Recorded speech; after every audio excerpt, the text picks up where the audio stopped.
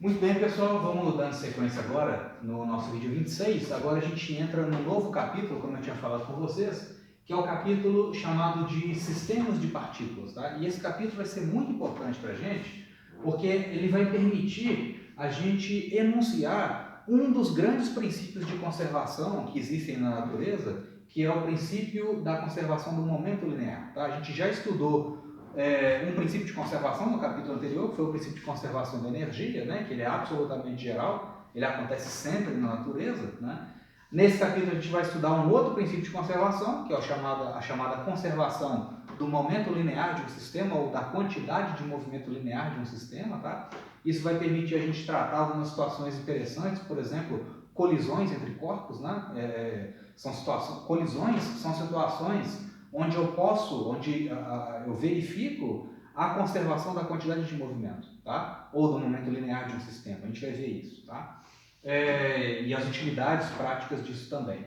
E aí, no outro capítulo, né, na parte final do curso, a gente vai estudar o terceiro e último, né, grande princípio de conservação da natureza nesse curso, que é a conservação do momento angular, ou da quantidade de movimento angular, tá? Então, nesse curso a gente vê três princípios de conservação. Conservação da energia, já vimos, conservação da quantidade de movimento linear e depois conservação do momento angular, ou da quantidade de movimento angular de um sistema. Tá? Vamos ver todas as consequências disso.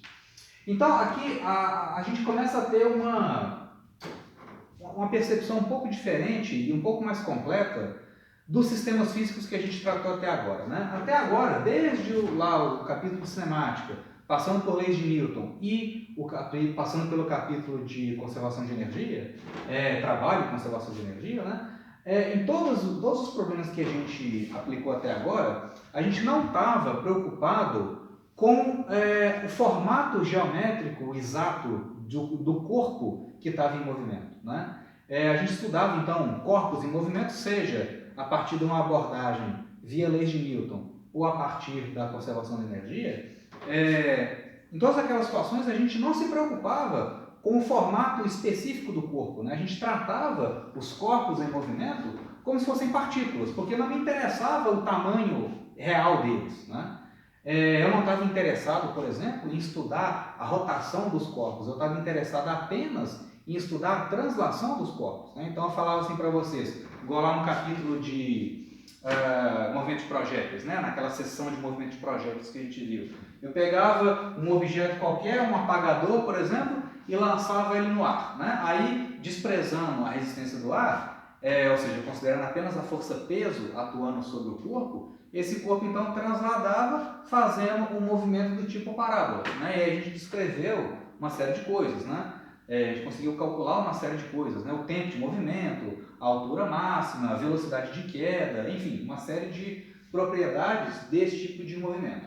Mas em nenhum momento eu estava preocupado, por exemplo, com o formato desse apagador específico, porque além de transladar, né, além de fazer esse movimento do tipo parábola que a gente descreveu, esse apagador ele pode rotacionar também. Então a descrição mais completa do movimento de um corpo é considerando a forma geométrica dele, ou seja, considerando tanto a translação quanto a rotação dele. E em muitas situações é essencial eu considerar a rotação dos corpos. Tá? Por exemplo, numa situação que a gente vê aí nos esportes, né, no dia a dia, principalmente no futebol, né, só para pegar o caso mais popular. Dependendo da maneira como o jogador bate na bola, a bola translada, né? Ou seja, ela se desloca no espaço, mas ao mesmo tempo ela rotaciona. E dependendo da direção de rotação e dependendo da intensidade do chute, a bola faz um efeito. Né? Ela não descreve uma parábola perfeita, ela translada, mas ao mesmo tempo ela sofre um desvio na sua trajetória. Né? Então a gente vê aí os caras que são bons batedores de falta, né? Eles conseguem acertar a bola com a intensidade grande o suficiente e imprimindo uma rotação boa o suficiente de forma que a bola faça esse movimento, seja um efeito num sentido ou no outro sentido. Esse efeito que a bola sofre é devido à rotação dela, é devido à combinação da rotação dela com o fluxo de ar que acontece em cada extremidade da bola. Isso a gente vai ver com mais detalhe lá na física 3, quando a gente falar de hidrodinâmica. Tá? mas a rotação da bola faz com que o fluxo de ar de um lado da bola seja diferente do outro lado da bola. Isso gera uma diferença de pressão hidrodinâmica e faz esse efeito da bola. Se a bola simplesmente transladar, se você pegar na bola de maneira que ela simplesmente translade sem rotacionar, ela vai fazer aquela parábola, né, que a gente está acostumado a tratar. Mas se ela rotacionar, ela vai sofrer um pequeno desvio na sua trajetória. Esse desvio é tanto maior quanto maior a rotação dela. Então, para eu descrever esse tipo de movimento, eu não posso só considerar a translação, eu tenho que considerar a rotação. Ou seja, eu não posso tratar a bola como uma partícula, eu tenho que tratar a bola como um corpo extenso. E é isso que a gente vai passar a fazer a partir de agora. A gente vai tratar agora os corpos como uma coleção de muitas partículas formando aquele corpo. Tá? São partículas conectadas umas com as outras, né, devido às ligações químicas, são ligações rígidas, né, que mantêm o corpo em estado sólido. Mas o fato é, um corpo, a descrição mais correta de um corpo é como uma coleção de partículas, né, ou como um conjunto de muitas partículas. Tá?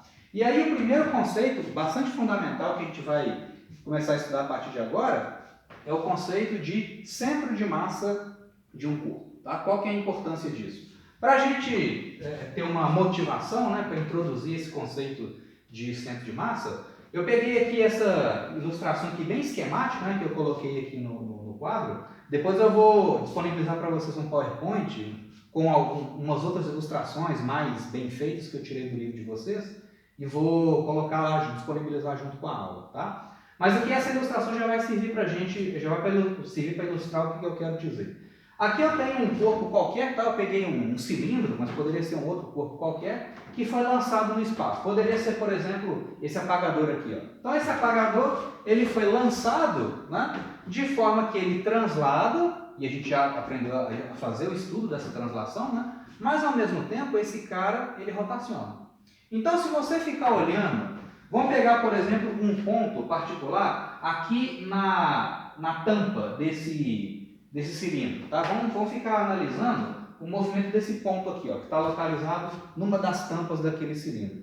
Você vê que o movimento daquele ponto é um movimento relativamente complicado, porque olha só, ao mesmo tempo que esse ponto ele acompanha a translação do corpo, ele rotaciona também. Então, se eu ficar olhando esse ponto aqui, ó, eu vou ver esse ponto transladando e ao mesmo tempo rotacionando. Então não é uma descrição, num primeiro momento, não é uma descrição tão simples assim, é um movimento relativamente complicado. Isso vale para qualquer outro ponto. Se eu pegar um outro ponto aqui, por exemplo, na tampa, na outra tampa, né, na outra extremidade ali daquele cilindro, a mesma coisa. Eu vou ver esse ponto girando e ao mesmo tempo transladando. Então, como que eu faço uma descrição mais simplificada desse tipo de movimento relativamente complicado, que combina translação e rotação, tá? Essa é a utilidade do conceito de centro de massa. Ele vai ajudar a gente a descrever esse tipo de movimento geral dos corpos, tá? Porque olha só, gente, dá uma sacada agora nesse ponto que eu estou colocando aqui, ó. Esse ponto é justamente o centro de massa. O centro de massa, como a gente já vai ver, é uma média das posições das partículas que formam aquele corpo, tá? Então, olha só, digamos que isso a gente já vai definir com mais cuidado daqui a pouco. Mas imagina o seguinte, esse cilindro é um cilindro sólido, né? Então ele é repleto de partículas, certo? Ele é formado por inúmeras partículas. Se eu faço uma média das posições de todas as partículas que formam esse cilindro, o resultado dessa média vai ser esse ponto vermelhinho que eu estou colocando aqui, ó. E olha só que coisa curiosa, né? Qualquer ponto desse cilindro, ele rotaciona e translada. Mas especificamente esse ponto aqui, ó, que é o centro de massa, né, que é a posição média das partículas do sistema, esse ponto, ele apenas translada. Então, olha só que coisa curiosa, né? Eu posso dividir aquele movimento complicado em duas componentes. Eu posso analisar a rotação do sistema em torno do centro de massa e esse movimento de rotação é combinado com a translação do centro de massa. Então, o movimento geral de um corpo, ele é composto dessas duas componentes. Eu tenho a translação do centro de massa e, superposto a isso, uma rotação em torno do centro de massa. Por isso que essa definição de centro de massa ela é tão importante, porque eu vou conseguir fazer essa divisão. Tá? Então aí, ó, eu posso, se eu estiver interessado apenas em estudar a translação daquele cilindro ali, ó, eu posso ficar olhando simplesmente a posição do centro de massa e estudar a parábola que ele descreve. Na verdade, era justamente isso que a gente estava fazendo nos capítulos anteriores. Quando eu falava para vocês lá, o jogador chutou uma bola e a bola está transladando. Como eu não estava interessado na rotação da bola, eu estava interessado apenas na translação dela, então o que eu estava fazendo, na verdade, era substituindo toda a bola por um único ponto localizado no centro de massa dela. E eu analisando o movimento do centro de massa, automaticamente eu estou analisando a translação do objeto como um todo. Né? Agora, se eu estiver interessado em estudar a rotação do corpo, aí eu verifico isso, que essa rotação ela não acontece de qualquer jeito, ela acontece em torno de um eixo de rotação que passa pelo centro de massa. Né? Então, isso que está colocado aqui. Ó. Esse sólido rotaciona em torno de um eixo que passa pelo centro de massa, um eixo de rotação, né, que passa pelo centro de massa. Então, por exemplo, esse estojo aqui, ó, esse apagador, né, digamos que ele está se movimentando e, ao mesmo tempo, rotacionando. Então, imagina que você tem um eixo de rotação que passa pelo centro de massa dele, né? A posição do centro de massa dele é mais ou menos aqui, no meio desse apagador. Então, esse apagador, ele rotaciona em torno desse eixo que passa pelo centro de massa e, ao mesmo tempo, o centro de massa translada. Ok? Então, no estudo da translação, consideramos o corpo como sendo uma única partícula colocada no centro de massa. Foi o que a gente fez nos capítulos anteriores. Tá? Eu estava interessado apenas na translação, não me interessava a rotação. Tá? Agora, tudo me interessa, tanto a translação quanto a rotação. Tá legal? Na verdade, o centro de massa ele tem uma série de propriedades, como a gente já vai ver na sequência. Né? Mas, inicialmente, a motivação é essa. Né? Eu posso dividir o movimento de um corpo nessas duas componentes, rotação e translação. E a rotação acontece em torno do CM. Tá? Isso é geral, isso é absolutamente geral. Tá legal? Então, o que é esse centro de massa de fato? Né? Como que eu determino, dado um corpo com uma certa massa, com uma certa distribuição de massa, como que eu determino a posição do centro de massa daquele corpo? Tá? Bom, a posição do centro de massa é definida como a média ponderada, tá? É uma média ponderada das posições das partículas que formam aquele corpo. Né? Só lembrando rapidamente, eu sei que vocês já viram isso, né, lá em estatística, ou estão vendo ainda, provavelmente. O que é uma média ponderada? Primeiro, o que é uma média simples? Né? Eu viro para vocês e falo assim, eu quero achar a idade média, ou a média de idade das pessoas aqui dessa sala. Né? Então, o que eu faço? Digamos que eu tenho 20 pessoas na sala. Então, se eu quero a média das idades, a média simples, tá? Essas duas, como é que fala? Essas duas setinhas aqui indicam média, é o símbolo de média. Tá? Então eu vou pegar a idade da primeira pessoa, somar com a idade da segunda pessoa, somar com a idade da terceira pessoa e vou somando as idades até a idade da enésima pessoa. Né? Digamos que n aqui seja 20. Então eu vou pegar a soma das idades e dividir por n. Por que a gente chama essa média de média simples, tá? Porque é o seguinte, cada parcela desse somatório, cada valor de idade, tem o mesmo peso estatístico para o valor final. Qual peso estatístico é esse? O peso é o número que vem acompanhando a parcela. Então, por exemplo, aqui, ó, quem que está multiplicando esse número aqui? Não é 1? Aqui, ó. Eu tenho 1 vezes esse número, mais 1 vezes o segundo número, mais 1 vezes a terceira parcela, e assim sucessivamente até a última parcela. E o que é n? É a soma dos pesos estatísticos de cada parcela. Né? E isso é uma média simples. Então, cada idade vai contribuir para o cálculo da média. Né? Agora, o que é uma média que a gente chama de ponderada? Uma média ponderada é uma média onde eu atribuo pesos estatísticos, ou seja, importâncias estatísticas diferentes para cada parcela. Então, por exemplo, eu falo assim para vocês, eu tenho 20 pessoas na sala, no total, ok? Tem 20 pessoas. Aí, dessas 20 pessoas, digamos, tá? Que 15 pessoas 15 pessoas têm uma idade de 19 anos.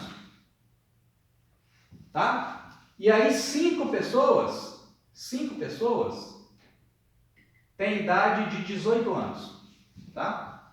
Então 15 pessoas, eu tenho nessa sala aqui, digamos, né? Eu tenho muito mais pessoas com 19 anos do que pessoas com 18 anos. Concorda comigo? Então eu quero que o meu valor final, quando eu for calcular a média, eu quero que o meu resultado seja coerente com isso. Eu quero que o meu resultado seja mais próximo do 19 do que do 18, porque eu tenho muito mais pessoas com 19 anos do que pessoas com 18 anos.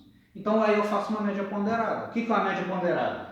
A média ponderada vai ser assim, ó, média de I, agora fazendo a média ponderada, vai ser o seguinte, vai ser a idade no caso, 19 anos, vezes 15 pessoas, 15 é o meu peso estatístico, né? É a minha significância, vamos dizer assim, estatística daquele número, naquela população, né? Naquele grupo de pessoas.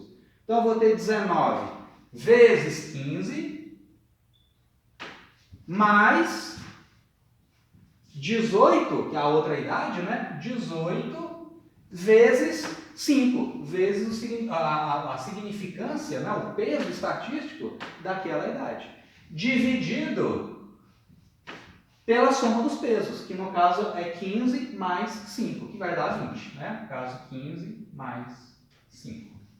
Então, isso é uma média ponderada. Você pega cada parcela e atribui um valor para ele, atribui um peso estatístico, né? Você pega uma outra idade, uma outra parcela e pega o peso estatístico dela. Tudo isso dividido pela soma dos pesos. Então, o resultado desse cálculo vai estar mais próximo de 19 do que de 18, como de fato tem que ser, né? O 19 é uma idade mais representativa da minha população do que o 18. Então, para eu garantir isso estatisticamente, eu faço uma média ponderada ao invés de uma média simples. Tá ok? Agora, se todas as idades têm o mesmo peso, eu faço uma média simples. Tá legal? No caso aqui do centro de massa, eu quero usar essa ideia aqui. Ó. Eu tenho uma coleção de partículas, cada partícula tem a sua massa, e eu quero achar a posição média dessa distribuição de massas. Então é mais adequado eu usar uma média ponderada. Porque pode ser, por exemplo, que essa partícula 1 aqui, ó, ela seja muito mais massiva do que a partícula 2 ou do que a partícula 3. E eu quero que a minha média seja coerente com isso. Então, por isso que eu faço uma média ponderada e não uma média simples. Aqui no caso do centro de massa, o peso estatístico, né, de cada partícula, no cálculo da média, vai ser a massa daquela partícula, de cada uma delas. Né? Então, por exemplo, aqui, ó, você tem lá um sistema de coordenadas x, y, z. Aí eu tenho a partícula 1, partícula 2, 3, 4, 5, 6, tem um monte de partículas lá, né, espalhadas aqui no meu sistema de coordenadas. E eu quero definir a posição média dessa coleção de partículas. Então eu vou usar a média ponderada. Como que eu faço isso? O que é o vetor posição, ou o R do centro de massa? Esse R grande aqui, ó, R maiúsculo, vai ser a massa da primeira partícula vezes a posição dela, mais a massa da segunda partícula vezes o vetor posição dela. Né? Os vetores posição são esses vetores vermelhos aqui, né? Os vetores que ligam a origem até a posição onde a partícula está, né? Até o ponto onde ela está. Né?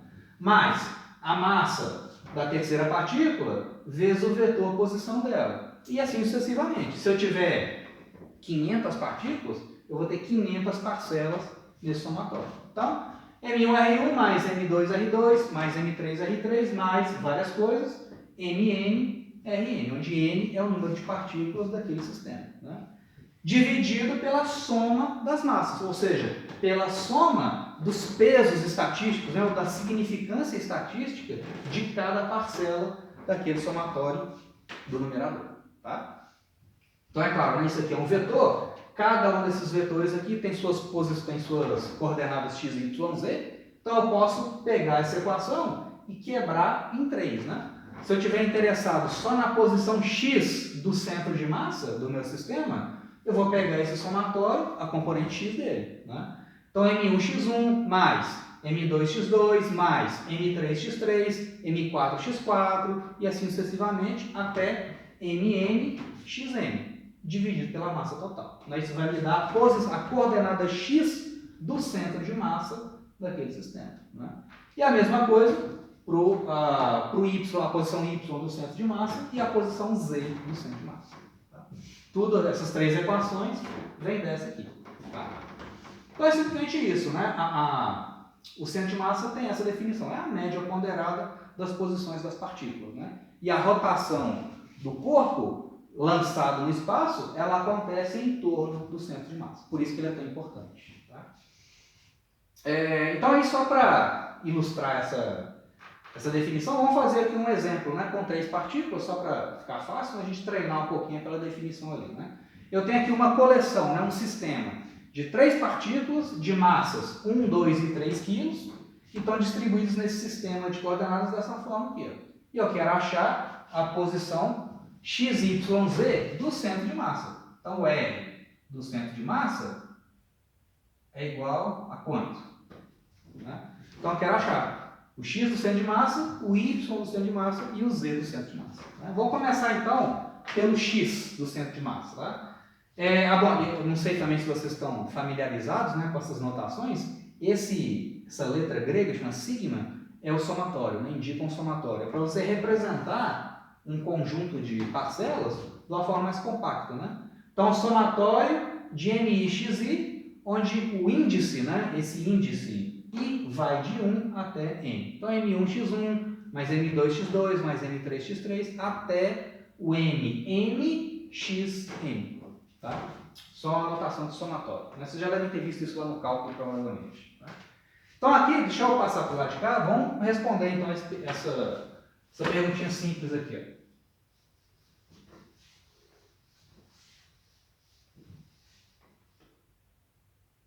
Então, para eu achar o X do centro de massa daquele sistema, né? X do centro de massa vai ser, então, a massa da partícula 1, que é 1, né? Então, eu vou deixar explícito aqui. Ó. Então, vai ser 1,0 vezes a posição X dessa partícula, que é X igual a 1, né? Mais a massa da partícula 2, que é 2 kg, vezes a coordenada X dela, então 2 vezes 4. E a massa da terceira partícula, que vai ser 3 vezes a coordenada X dela, que é menos 2. Então, mais 3 vezes menos 2. Tudo isso dividido pela soma das massas, que dá 6. Né? Então, o X do centro de massa vai ficar, então, vai dar 9 menos... vai dar... Como é? 4 vezes 2, 8. 9 menos 6 dá 3 sextos. 3 sextos, que vai dar meio metro. Aqui o X está dado em metros, né? Então, a posição X do centro de massa é meio metro. Tá? Agora, vamos achar o Y do centro de massa, né? O Y do CM, então, a mesma coisa. Massa da partícula 1, que é 1 kg, vezes a coordenada Y dela. Então, vai ficar 1 vezes menos 2.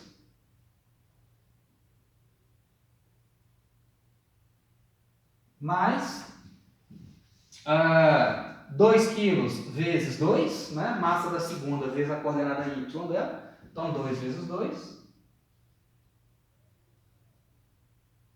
Mais a massa da terceira, que é 3. Vezes a coordenada Y dela, que é 3. Dividido por 6, que é a soma das massas.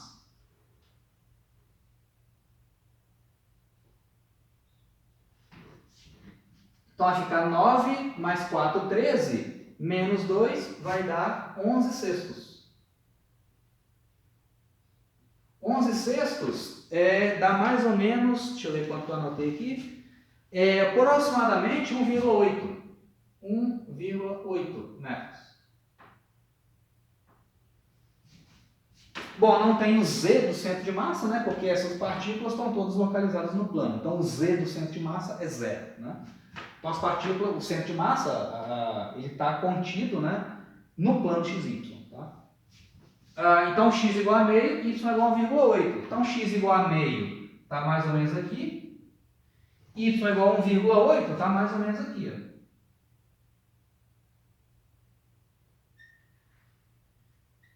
Então está aqui, né? O centro de massa x igual a meio, aproximadamente, né? E o y igual a 1,8, ou seja, um pouquinho abaixo do 2. Né? Então aqui está a posição do centro de massa dessas três partículas aqui. Tá legal? Então, de novo, né? Digamos que essas três partículas aqui, digamos que eu tivesse um sólido, né? Formado por três partículas, né? Então seriam três partículas aqui conectadas por uma haste, por exemplo, né? Uma haste conectada aqui, uma aqui e outra aqui. Aí essa haste, ela pode estar girando e ao mesmo tempo transladando. Como que eu analiso o movimento desse sistema? Ou eu analiso a rotação do sistema em torno do centro de massa, mais a translação do centro de massa. Okay? E aí, gente, só para fechar então, aqui essa definição eu dei para partículas pontuais, né? Ou seja, quando eu tenho uma coleção de partículas pontuais, né? Partícula 1, partícula 2, partícula 3, 4, 5, 6 e assim sucessivamente. Mas se eu tiver, ao invés de partículas pontuais, e se eu tiver uma distribuição contínua de partículas, né? Ou seja, ao invés de eu ter M1, M2, M3, M4, e se eu tiver uma densidade de partículas distribuídas no espaço, formando um sólido, tá? Então aí a gente vai ver no próximo vídeo, né, que esse somatório vai se transformar numa integral. Né? Então, ao invés de ter M1R1 mais M2R2 mais várias coisas, eu vou ter uma integral das massas, né? A integral dos elementos de massa, vezes a posição de cada um deles. E aí, o resultado dessa integral vai me dar a posição do centro de massa. Tá? Então, isso aqui é para partículas discretas, né? Para partículas pontuais. E no próximo vídeo, então, no 27, a gente vai trabalhar com distribuições contínuas de partículas, ou seja, com densidades de partículas distribuídas num sólido, tá ok? Então esse é o nosso próximo assunto.